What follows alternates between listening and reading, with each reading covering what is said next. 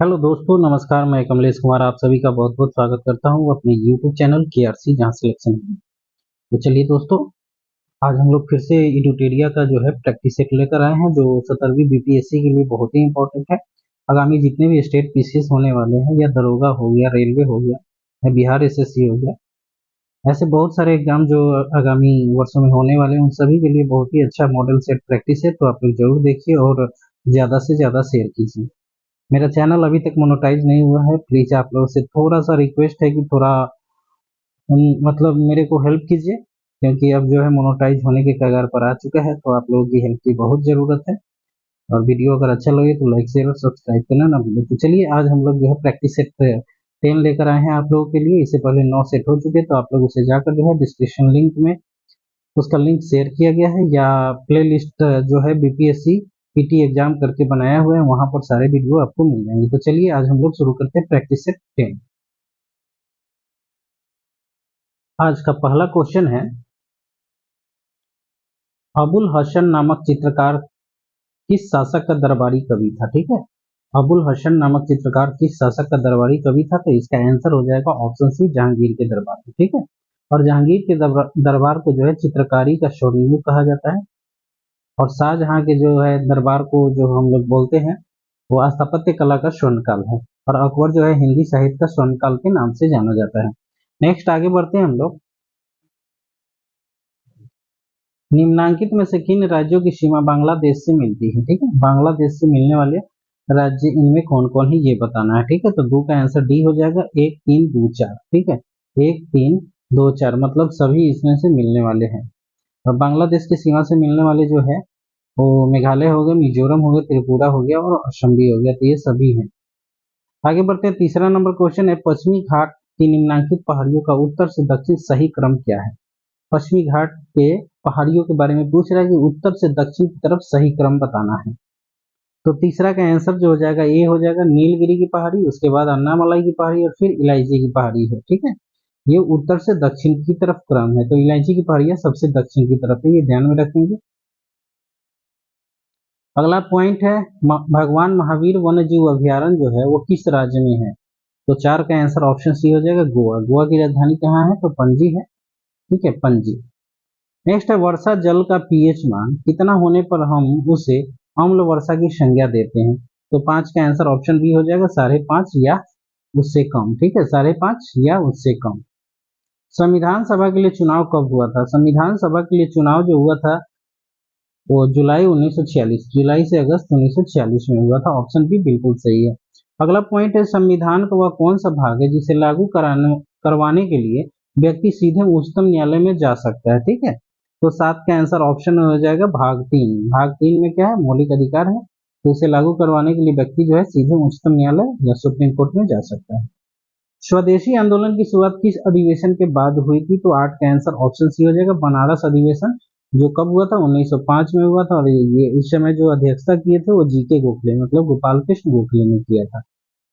अगला पॉइंट है, चंपारण सत्याग्रह के प्रमुख नेता कौन थे? चंपारण सत्याग्रह के प्रमुख नेता कौन थे? तो इसका आंसर हो जाएगा 9 का ए, राजकुमार शुक्ल, जिनके कहने पर ही महात्मा गांधी जो है चंपारण आए हुए थे। नेक्स्ट है, निम्नांकित में कौन प्रत्यक्ष कर नहीं है? ठीक है, तो 10 का आंसर ऑप्शन सी हो जाएगा, सीमा शुल्क जो है वो अप्रत्यक्ष कर है, ये प्रत्यक्ष कर नहीं है। आगे बढ़ते हैं हम लोग 11 नंबर क्वेश्चन की तरफ। कार्नेटाइट किस धातु का अयस्क है? तो इसका आंसर हो जाएगा ऑप्शन सी, यूरेनियम का। ठीक है, यूरेनियम का। नेक्स्ट है, द्विनाम पद्धति के प्रतिपादक कौन थे? तो द्विनाम पद्धति के प्रतिपादक जो है कार्लिनस लीनियस थे। ठीक है, ऑप्शन बी हो जाएगा, लीनियस। नेक्स्ट है अगला पॉइंट, किस संविधान संशोधन द्वारा एक ही व्यक्ति को 2 या 2 से अधिक राज्यों का राज्यपाल बनाने संबंधी प्रावधान किए गए थे? तो इसका आंसर हो जाएगा, 13 का आंसर ये हो जाएगा, 7वां संविधान संशोधन के द्वारा। ठीक है, बहुत ही इंपॉर्टेंट क्वेश्चन है, ध्यान से याद रखें। बिहार में पंचायतों की वित्तीय स्थिति के पुनरावलोकन करने के लिए निम्न में से कौन राज्य वित्त आयोग का गठन करता है? तो इसका आंसर हो जाएगा, 14 का आंसर जो हो जाएगा ऑप्शन सी हो जाएगा, राज्यपाल करता है। ठीक है, राज्य वित्त आयोग का गठन राज्यपाल करता है। गीत गोविंद के रचयिता जयदेव किस शासक के दरबारी कवि थे? ठीक है, तो जयदेव जो थे वो लक्ष्मण सेन के दरबारी कवि थे। और 15 का आंसर डी हो जाएगा, लक्ष्मण सेन। हंटर कमीशन की रिपोर्ट में किसके विकास पर विशेष जोर दिया गया था? तो हंटर कमीशन जो आया था वो जो है प्राथमिक शिक्षा पर विशेष जोर दिया था हंटर कमीशन की रिपोर्ट में, ठीक है। भारतीय संविधान के अनुच्छेद 244 किससे संबंधित है? तो 17 का आंसर ऑप्शन ए हो जाएगा, अनुसूचित क्षेत्रों और जनजातीय क्षेत्रों के प्रशासन से, ठीक है। अगला पॉइंट है, बिहार में पंचायत का मुखिया अपना त्याग पत्र किसको देता है? तो 18 का आंसर ऑप्शन बी हो जाएगा, जिला पंचायत राज पदाधिकारी को, ठीक है। जिला पंचायत राज पदाधिकारी को पंचायत का जो मुखिया होता है वो अपना त्याग पत्र देता है। निम्नांकित में से कौन सा देश भू आवेष्टित नहीं है? ठीक है, भू आवेष्टित नहीं है, तो 19 का आंसर डी हो जाएगा, रूस नहीं है। बाद बाकी अफगानिस्तान, बोलोविया और मंगोलिया ये सभी है भू आवेष्टित देश। भू आवेष्टित देश का मतलब जो है चारों तरफ जिससे जो है थल से ही घिरा होना, समुद्र का कोई पार्ट नहीं है। किस बौद्ध संगीति के दौरान विनय पिटक और सूत पिटक की रचना की गई थी? तो 20 का आंसर ए हो जाएगा, और प्रथम बौद्ध संगीति के समय। अगला पॉइंट है, 1937 के प्रांतीय चुनाव के बाद कांग्रेस ने कुल कितने प्रांतों में सरकारें बनाई थी? तो 21 का आंसर ऑप्शन सी हो जाएगा, 8 प्रांतों में, ठीक है। 8 प्रांतों में अपनी सरकार बनाई थी। आगे बढ़ते हैं हम लोग, एक जीन एक एंजाइम का सिद्धांत किसके द्वारा प्रतिपादित किया गया था? तो वीटल एवं टैटम के द्वारा। 22 का आंसर ऑप्शन सी हो जाएगा। नेक्स्ट आगे बढ़ते हैं हम लोग, सुमेलित करना है, इसमें कौन किससे सुमेलित है ये बताना है। 23 का आंसर जो हो जाएगा ऑप्शन डी हो जाएगा, ए का 3 हो जाएगा, ठीक है। ए का 3 मतलब इरेप्सिन जो है पॉलीपेप्टाइड को एमिनो अम्ल में बदलता है, बिल्कुल सही होगा। बी का 1 हो जाएगा, माल्टोज को ग्लूकोज में बदलता है। उसके बाद है लाइपेज जो है वो बदलेगा शेष वसाओं को वसीय अम्ल तथा ग्लिसरॉल में। और सुक्रोज जो है सुक्रोज को फ्रुक्टोज में बदलता है, सुक्रेज। तो इस तरह से ऑप्शन डी इसका बिल्कुल सही होगा, ए का 3, बी का 1, सी का 2 और डी का 4। ये क्वेश्चन बहुत ही इंपॉर्टेंट है, ध्यान से आप लोग याद करेंगे, बराबर एग्जाम में ये क्वेश्चन आते रहते हैं और हम लोग हमेशा भूल जाते हैं। नेक्स्ट है, पदार्थ का परमाणुिक सिद्धांत सर्वप्रथम किसने दिया था? तो 24 का आंसर जो होगा ऑप्शन बी हो जाएगा, जॉन डाल्टन। नेक्स्ट है, धान से निकलने वाली गैस कौन सी? तो धान से जो है मीथेन गैस निकलती है। 25 का आंसर ऑप्शन बी हो जाएगा, CH4, ठीक है, मीथेन गैस। गुरुत्वाकर्षण बल निम्नलिखित में से किस स्थान पर सबसे ज्यादा होता है? तो 26 का आंसर ऑप्शन डी हो जाएगा, ध्रुवों पर। सूची 1 को सूची 2 के साथ मिलाना है, कौन से विटामिन का रासायनिक नाम क्या है? तो 27 का आंसर जो है ऑप्शन ए हो जाएगा, ए का 3 हो जाएगा, मतलब B1 का थायमिन होता है रासायनिक नाम। B3 का जो हो जाएगा वो निकोटिन अम्ल कहलाता है। और विटामिन ई का जो है वो टोकोफेरॉल होता है। और विटामिन के का जो है वो फाइलोक्विनोन होता है, ठीक है। तो इस तरह से ऑप्शन ए बिल्कुल सही हो जाएगा, 3 2 4 1, ठीक है, 3 2 4 1। ध्वनि की चाल निर्वात में कितना होती है? ठीक है, ध्वनि की चाल निर्वात में कितना होती है? तो 28 का आंसर डी हो जाएगा, 0 होती है। निर्वात में कोई चाल नहीं होता है, वो 0 होता है। नेक्स्ट है, एक वर्णांध पुरुष और सामान्य महिला की संतानों में पुत्रों के वर्णांध होने की संभावना कितनी होती है?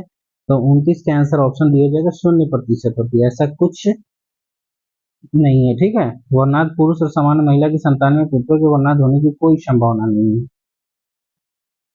एक भारत श्रेष्ठ भारत अभियान भारत की किस मंत्रालय संस्था द्वारा जारी किया गया है? तो 30 का आंसर ऑप्शन हो जाएगा, सूचना एवं प्रसारण मंत्रालय के द्वारा। एक भारत श्रेष्ठ भारत सूचना एवं प्रसारण मंत्रालय ने इसे किया। नेक्स्ट है, सूची 1 को सूची 2 के साथ मिलाना है। तो 31 का आंसर जो है क्या होगा वो देख लेते हैं। 31 का आंसर जो होगा ऑप्शन डी होगा, 4 2 1 3, ठीक है, 4 2 1 और 3। उष्णकटिबंधीय वन जो है साइलेंट वैली का है तो केरल में है। शंकुधारी वृक्ष जो वन होते हैं वो हिमाचल प्रदेश में मिलते हैं। कच्छ वनस्पति सुंदरवन में मिलती है और पतझड़ वन जो है वो राजस्थान में मिलते हैं, ठीक है। आगे बढ़ते हैं हम लोग, नेपाल सीमा को स्पर्श करने वाले बिहार के जिलों का समूह बताना है, ठीक है। ये बिहार से रिलेटेड क्वेश्चन बहुत ही इंपॉर्टेंट है। तो 32 का आंसर ए हो जाएगा, पश्चिम चंपारण, पूर्वी चंपारण, सीतामढ़ी, मधुबनी, सुपौल, अररिया और किशनगंज, ठीक है। तो ये कितने हो जाएगा? 7 जो है डिस्ट्रिक्ट है वो नेपाल की सीमा से मिलते हैं बिहार से। ठीक, आगे बढ़ते हैं हम लोग। पखुई वन्य जीव अभ्यारण्य कहाँ है? तो पखुई वन्य जीव अभ्यारण्य जो है और अरुणाचल प्रदेश में। 33 का आंसर ए हो जाएगा, अरुणाचल प्रदेश। अगला पॉइंट है केंद्रीय वनस्पति अनुसंधान संस्थान कहाँ है? तो वनस्पति जो है वो लखनऊ में। ठीक है, वनस्पति अनुसंधान लखनऊ में। 35 नंबर क्वेश्चन है, अंग्रेजों द्वारा बनाई गई भू राजस्व व्यवस्था की निम्न प्रणालियों में कौन कृषकों के लिए ज्यादा सुरक्षा प्रदान करती थी? तो 35 का आंसर ऑप्शन बी हो जाएगा, रैयतवाड़ी व्यवस्था। ठीक है, रैयतवाड़ी। अगला पॉइंट है सहायक संधि वेलेजली द्वारा लाई गई निम्न में से किस राज्य के शासक इसमें सम्मिलित नहीं हुए? तो 36 का आंसर जो हो जाएगा ऑप्शन बी हो जाएगा, होलकर। होलकर जो थे वो वेलेजली के सहायक संधि को जो है इनकार कर दिए थे, उसमें सम्मिलित नहीं हुए। अगला पॉइंट है निम्न में कौन शासक बौद्ध धर्म से संबंधित नहीं रहे थे? ठीक है, तो बौद्ध धर्म से संबंधित नहीं होने वाले जो राजा थे वो थे चंद प्रघोत। ऑप्शन डी बिल्कुल सही हो जाएगा, चंद प्रघोत। नेक्स्ट है 38 नंबर क्वेश्चन, बुद्ध की खड़ी प्रतिमा निम्न में से किस काल में बनाई गई थी? तो 38 का आंसर जो हो जाएगा ऑप्शन सी हो जाएगा, कुषाण काल में। ठीक है, नेक्स्ट है किस राजवंश ने सर्वाधिक सोने के सिक्के चलाए थे? तो सर्वाधिक सोने के सिक्के जो है वो गुप्त शासकों ने चलवाया था। ठीक है, गुप्त वंश ने। निम्न में से कौन सही सुमेलित नहीं है? ठीक है, नहीं है पूछा जा रहा है, तो 40 का आंसर ऑप्शन बी हो जाएगा, मुस्लिमों द्वारा दिया जाने वाला भूमि कर को खराज करते थे, ये बिल्कुल गलत है। ठीक है, ये सुमेलित नहीं है। बाद बाकी हिंदुओं पर लगाया गया कर जजिया कहलाता था, मुस्लिमों द्वारा दिया जाने वाला कर जकात कहलाता, और युद्ध में लूट का माल जो है खुम्स कहलाता था। और ये मुस्लिमों द्वारा दिया जाने वाला भूमि कर जो था ये खराज नहीं था, ये बिल्कुल गलत है। निकोलो कोंटी किस देश का यात्री था? ठीक है, निकोलो कोंटी जो था वो किस देश का यात्री था? तो इटली का था। ठीक है, इटली का था। विजयनगर साम्राज्य पर सर्वाधिक काल तक किस वंश का शासन रहा था? तो 42 का आंसर ऑप्शन बी हो जाएगा, संगम वंश का। नेक्स्ट है निम्न में से कौन लोहा का अयस्क नहीं है? तो 43 का आंसर ऑप्शन बी हो जाएगा, मैलेकाइट। मैलेकाइट जो है लोहा का अयस्क नहीं है। हीरे का क्रिस्टल किस आकार के होते हैं? तो हीरे का क्रिस्टल जो होता है वो चतुष्फलकीय होता है। ऑप्शन बी बिल्कुल सही होगा। अगला पॉइंट है एशिया का सबसे पुराना शेयर बाजार कौन सा है? एशिया का सबसे पुराना शेयर बाजार जो है बॉम्बे स्टॉक एक्सचेंज है। ऑप्शन डी बिल्कुल सही होगा। 46 नंबर क्वेश्चन है, निम्न में से किस अर्थशास्त्री ने अवसर लागत सिद्धांत दिया था? अवसर लागत सिद्धांत जो है गॉटफ्रीड हैबलर ने दिया था। ठीक है, हैबरलर ने, गॉटफ्रीड हैबरलर ने दिया था। नेक्स्ट आगे बढ़ते हैं हम लोग। 47 नंबर सुमेलित करना है। ठीक है, तो 47 नंबर जो है देख लेते हैं। ज्ञानपीठ पुरस्कार जो है वो किस क्षेत्र में दिया जाता है? तो साहित्य के क्षेत्र में। भटनागर पुरस्कार जो है विज्ञान के क्षेत्र में देते हैं। अर्जुन पुरस्कार खेल के क्षेत्र में दिया जाता है, और दादा साहेब फाल्के जो है सिनेमा के क्षेत्र में। तो इसका आंसर दिया जाएगा 4, 2, 1, 3। ऑप्शन बी बिल्कुल सही होगा। अगला पॉइंट है 48 नंबर, निम्न में से कौन सी नदी जम्मू कश्मीर से प्रभावित नहीं होती है? ठीक है, जम्मू कश्मीर में प्रवाहित नहीं होती है, तो इसका आंसर हो जाएगा 1 और 4, मतलब सिंधु नदी और सतलज नदी। ये जो है ये कश्मीर से प्रभावित नहीं होती है। निम्न में से मेडागास्कर की राजधानी कौन है? ठीक है, मेडागास्कर की राजधानी बताना है, तो इसका आंसर हो जाएगा एंटानोनेरिवो। एंटानोनेरिवो। और आज के सेशन का लास्ट क्वेश्चन है, 2011 की जनगणना के अनुसार निम्नलिखित राज्यों में किसमें नगरीकरण का स्तर सबसे निम्न है? ठीक है, तो 50 का आंसर डी हो जाएगा, पश्चिम बंगाल। पश्चिम बंगाल में नगरीकरण का स्तर सबसे निम्न है। 50 का आंसर डी हो जाएगा। ठीक है, 11 की जनगणना के अनुसार बताया जा रहा है, तो पश्चिम बंगाल होगा। तो इस तरह से ये सेशन आज यही खत्म होता है।